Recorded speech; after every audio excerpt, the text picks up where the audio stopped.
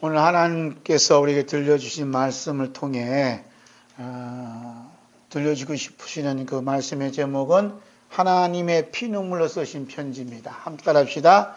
하나님의 피눈물로 쓰신 편지. 편지인데 하나님의 피눈물로 쓰신 편지입니다. 사도 요한이 아시아에 있는 7교회에 보낸 편지는 단순한 편지가 아니에요. 하나님 사랑을 받은 교회 입장에서 보면 하나님의 피눈물로 쓰신 편지구나, 이렇게 이제 받아들이게 됩니다. 하나님의 피눈물로 쓰신 편지 안에는 하나님과 예수님과 성령님의 사랑과 기쁨이 충만한 것을 볼 수가 있어요. 그러나 가해자 입장에서는 무슨 뜻인지, 무슨 의미가 담겨 있는지, 무슨 암호로 이렇게 기록한 것처럼 비밀스러운 편지로 와닿게 되는 겁니다. 왜냐하면 사도 요한이 살았던 그때 그 시절은 오늘 우리 한국교회처럼 평화롭게, 이렇게 오늘 주일날처럼 평화롭게 와서 예배드리고 또 이렇게 하나님을 찬송하는 그러한 자유스러운 그러한 교회가 아니라 늘 불안과 초조와 고난과 아픔과 때는 죽음과 박해와 핍박과 그 죽음의 소리가 가득한 그러한 그 시대 그 교회였습니다. 그래서 사도 요한은 그때 당시에 교회 총괄을 하는 그러한 지도자이기 때문에 로마 입장에서 이 사도 요한만 반모섬에 가둬버리면 교회가 잠잠하겠다, 힘을 못 쓰겠다 생각을 한 거예요. 그래서 사도 요한은 어디다가 유배 보냈다 그래? 반모섬이라는 이름에 다 보낸 거예요. 그런데 반모섬에 왔던 사도 요한은 엄청난 하나님의 사랑을 받습니다. 그 사랑이 뭐냐면 하나님의 피눈물로 담겨진, 피눈물로 쓰신 편지를 쓰게 돼요. 이보다 더 큰 사랑이 어디 있어요? 할렐루야. 반모섬에 누가 와 있다 그래요? 사도 요한이 와 있는 거예요. 그래서 제가 반모섬에 대해서 가보진 않았지만 먼저 가신 분들이 이야기를 써놓은 걸 봤어요. 그런데 반모섬 하면 제가 갔던 터키에서 이제 배 타고 한 60km인가 가야 된대요. 울릉도 가보셨어요? 울릉도라는 섬의 크기가 반밖에 안 된대요. 반 정도 되고 지금은 살고 있는 분들이 3,000명 정도 된다면 3,000명. 그러니까 많은 사람들이 살고 있어요. 그런데 사도 요한이 유배지로 끌려갔을 때 당시에 반모섬은 사람이 살 수 없는, 살아도 거의 사형수에 해당하는, 그래서 거기다 보내서 돌을 깨고 하고 채석장에서 중노동을 시키는 그런 일을 감당했다는 그 이야기를 써놓은 걸 보았어요. 참 지금은 평화로운데 그때 당시 사도 요한이 이제 90세가 가까워서 이렇게 또 마지막으로 이제 90이 넘어서 이게 요한계시로 쓰게 되는 그러한 서신서입니다. 그러니까 마지막 심려를 기울여서 쓰셨기 때문에 얼마나 그의 사랑과 그 열정과 그게 얼마나 대단한 것인가 하는 것을 볼 수가 있어요. 오늘날 그 유럽에서는 차별금지법이라는 게 있어요. 무슨 법? 차별금지법. 우리나라에도 그 법을 만들어 놨어요, 이미. 차별금지법. 그래서 종교차별금지법. 이런 식으로 만들어요. 이 차별금지법이라는 게 뭐냐? 한마디로 말하면 예수님은 나의 구원이십니다. 따라합시다. 예수님은 나의 구원이십니다. 나의 구주이십니다. 여러분 유럽에 살았으면 즉각 감옥에 가야 돼요. 여러분과 저는 예수님은 나의 구원입니다, 나의 구주이십니다, 이 고백 한마디에 그냥 철장 신세가 된다니까. 요즘 시끄러운 게 뭐죠? 동성애. 시끄럽죠? 들어보셨잖아요. 동성애는 죄다 그럼 어떻게? 이건 벌금형을 물고 벌금을 때리고 가야 돼요. 지금 정신 나간 국회의원들이 법안을 발의하는 게 이게 동성애 발의했어요. 반대하는 사람 벌금이 얼마? 1, 200이 아니에요. 그래서 이런 얘기를 하면 벌금을 물어야 되고 교회가 많은 핍박을 받아요. 그래서 유럽 교회가 건물은 큰데 문을 닫는 교회가 많다 이거예요. 그래서 타락하지 않았냐 이렇게 이제 핀잔을 주는 사람들이 있어요. 그 짚은 내용도 모르고. 만약에 우리나라에 이런 시대가 온다 하면 우리 대전 시내 큰 교회들이 몇 명이나 출입할 것 같아요? 감옥에 가줄 정도가 아니에요. 혜택은 다 끊어집니다. 뭐 65세 이상 되니까 뭐 20만 원 줘? 몇만 원 줘? 이 혜택도 다 없어요. 없습니다. 이런 시대가 우리 눈앞에 와 있다는 거예요. 괜히 뭐 우리나라가 이런 실정 가는 게 아니에요. 한국 교회가 그저 이처럼 평안하고 그런 교회가 아니에요. 이제 태풍의 바람이 확 지금 불고 오고 있어요. 그게 보여줘요? 북한과 중국 땅에 그 다음에 무슬림 국가에서도 예수 믿는 이유 때문에 가족들로부터 핍박을 받고 법적으로 보호받는 모든 것도 보호받을 수가 없어요. 그 예수 믿는 사람들을 때려서 경찰관이 보호해 주지 않아요. 이번에 중국에 이제 저한테 소식 날라온 게 있어요. 중국에 5만 명 모이는 교회가 있어요. 그런데 이 교회에서 예수님은 나의 구원이십니다 라는 설교를 했는지 모르지만 이 교회가 폭탄이 어서 폭파가 됐어요. 교회가 큰데 폭파되었다니까요. 지금 중국하고 베트남 이런 쪽은 심각해요. 예를 들어서 그냥 예수님은 나의 구원이십니다 고백 안 하고 예수님도 좋고 중국 좋고 공산도 좋으면 그 교회는 그냥 살아남아요. 남아. 그 교회입니까? 교회는 예수님이 나의 구원이십니다. 예수님은 나의 하나님이시다 고백하는 그 믿음의 그 반석 위에 세우신 교회가 예수님 교회 아니에요? 예수님 교회가 말이에요. 내 반석에 내 교회를 세우리라고 그러잖아요. 그 반석이 뭐냐? 이 고백이 믿음의 고백이에요. 그런데 이 고백하는 순간 교회가 폭파당하고 담임 목사는 끌려가고 이런 고백하는 성도들은 전부 다 문화적인 혜택도 못 받고 직장에서 쫓겨나고 이런 일들이 수탄이 많은 거예요. 그 다음에 이번에 그 아프리카 그쪽에 비가 많이 와서 번개를 쳤는데 번개가 하필이면 주일날 예배드린 그 교회 번개를 맞아버렸어요. 그래서 교회에서 예배드린 사람이 다 죽었다 이거야. 그런 걸 목사님 어떻게 생각하냐 이거예요. 어떻게 생각하세요 여러분? 예배 드리고 있는데 번개 맞아가고 교회가 폭파당하고 예배 드렸던 그 사람 다 죽었다는 거예요. 어떻게 생각하세요? 이런 일들이 뭐 요새 많이 있어요. 그래서 고문을 당하고 그 다음에 학살을 당하고 어느 곳에서는 뭐 집단으로 예수 믿는다 해갖고 학살 당하잖아요. 무슬림 국가 안에서 심각한 거예요.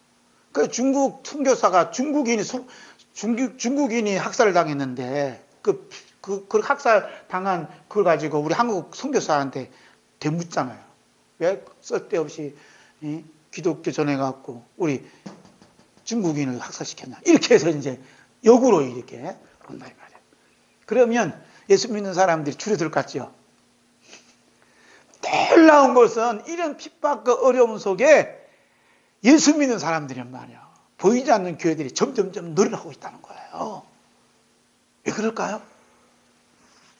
하나님의 피눈물이 쓰인 그 사랑이 편지가 그들에게 전달되었기 때문에 내 이 한 목숨 죽고 사라지는 건 아무 의미 없다 이거야.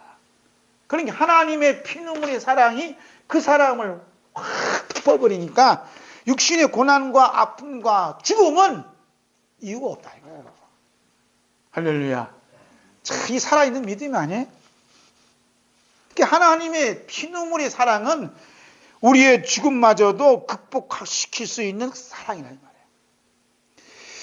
세례 요한은 찾아오시는 예수님을 유대인들에게 이런 예언의 말씀으로 소개를 하고 있어요. 예수님이 누구시냐 이거예요. 예수님이. 이게 잘 아셔야 되는 게 예수님. 자, 마태복음 3장 11절에서 12절 말씀. 함께 읽을까요? 시작.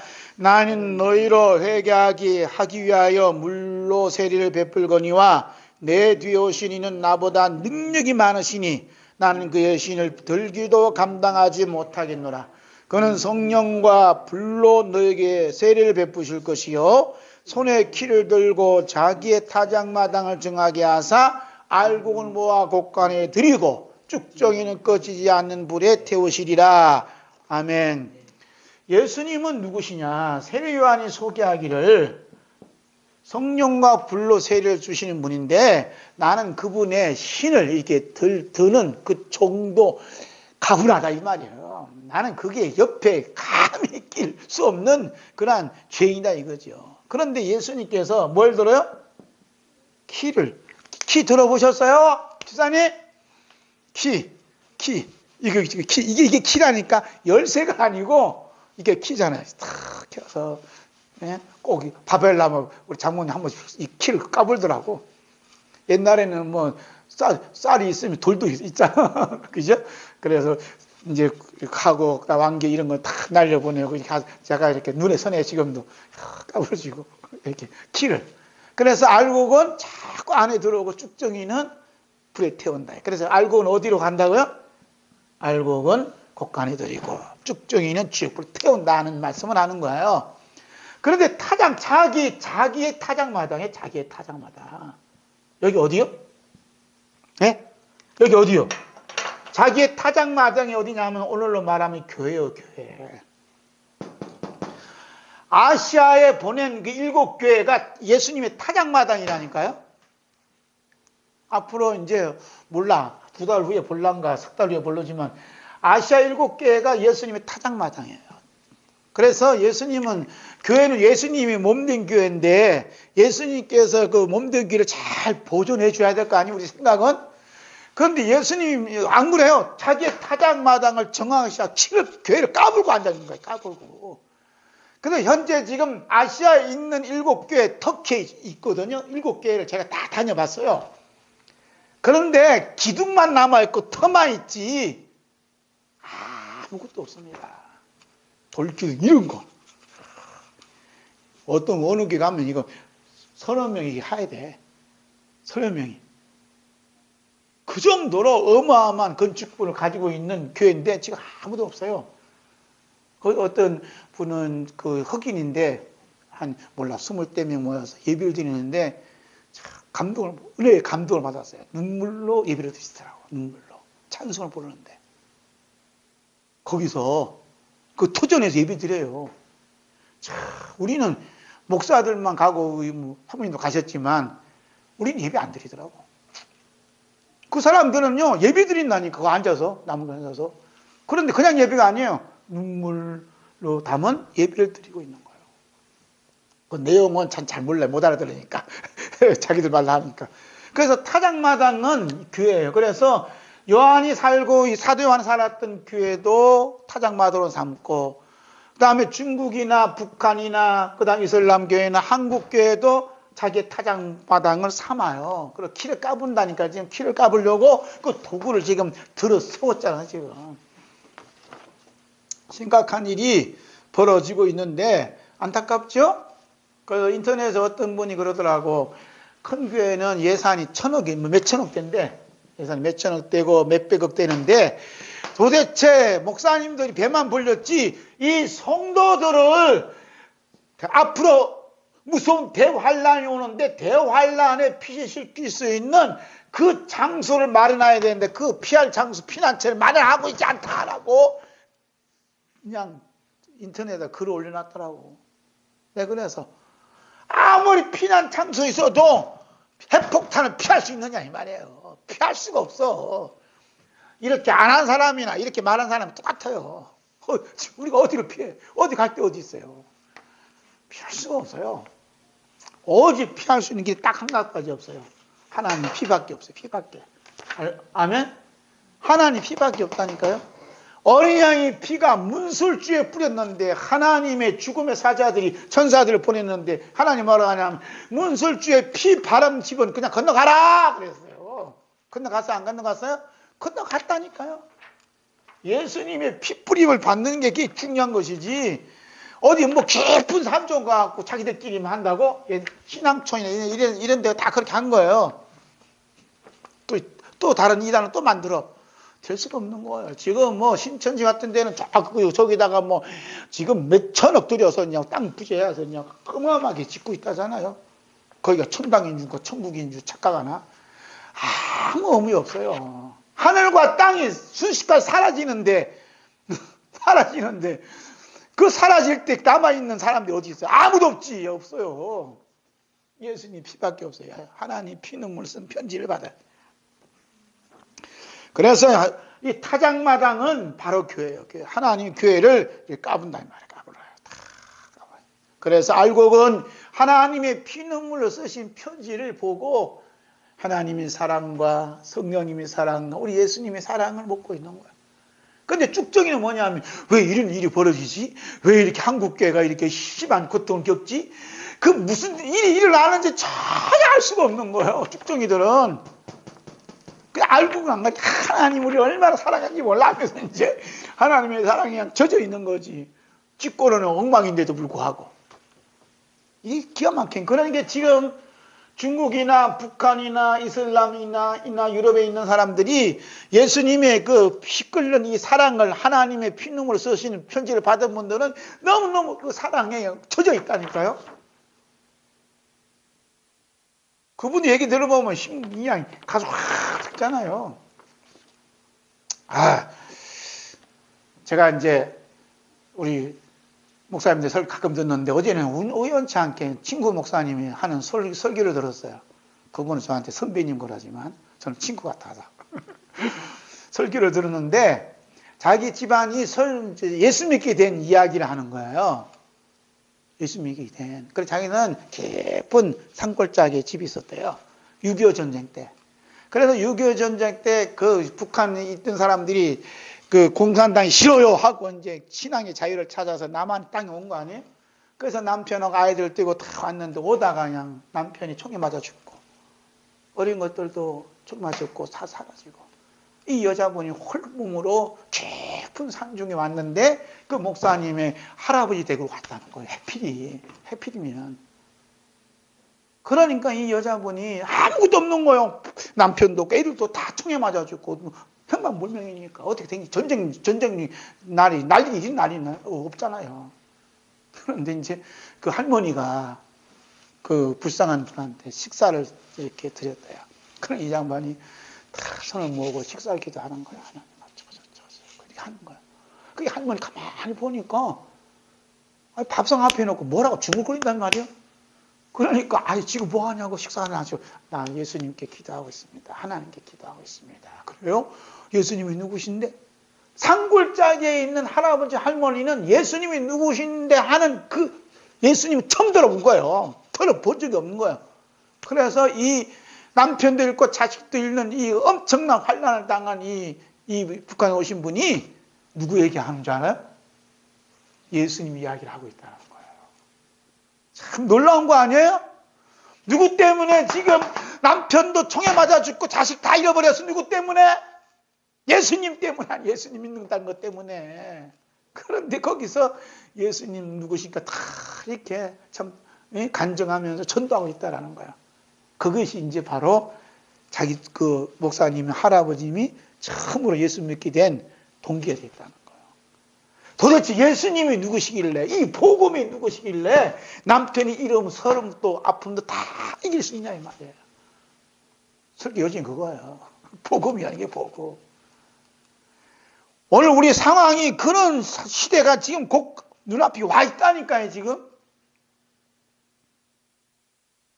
어떻게 할 거냐 어떻게